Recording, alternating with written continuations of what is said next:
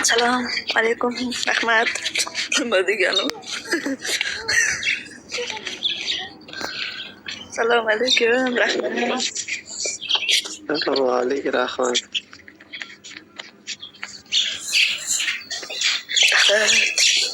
Tezroq yuringlar, sovqatdim men.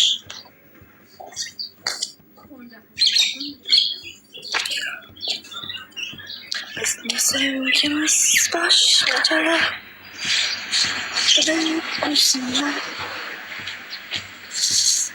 Sevişmenin kes yaş geçer ki bulsunlar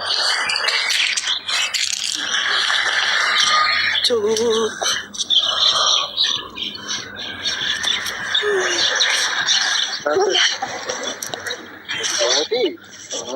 Arka tipi de var bence. Bucuk Ali. İnşallah biz katalım bitti. Son. Atala fazla şaka. Assalomu alaykum. Nasıl yapacağız? Ben. Gel.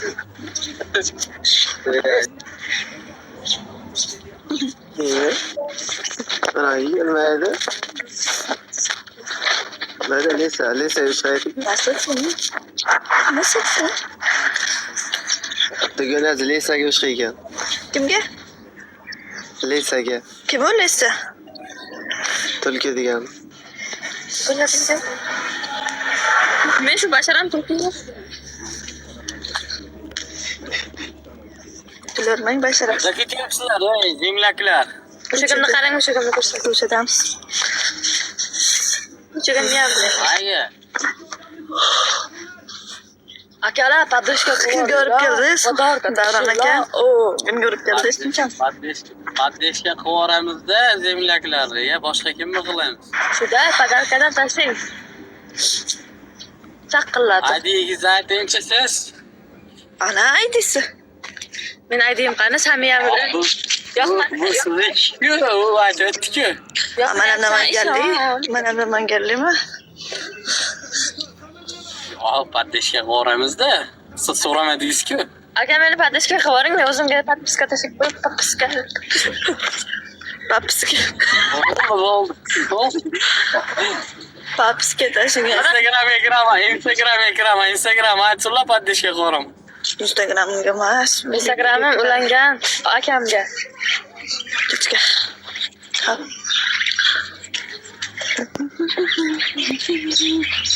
Aka aylangan ketasizlarmi? Yo fast foodga ketasizlarmi? Aka aylantirgan olib ko'chada lavash yegimiz keldi. Aylanib yuribmiz. Hozir ishdan chiqdim-da mana ertaga kechqurun agar nima bo'lsa aylantirib kelaman.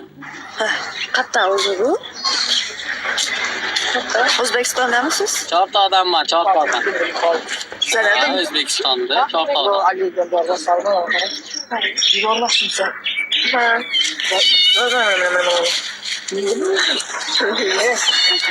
Bunu tasavvurla ko'chaga mana ko'chadan topib oldim. Yo'q, ancha bo'ldi. Otam chiqarib olibdi. Endi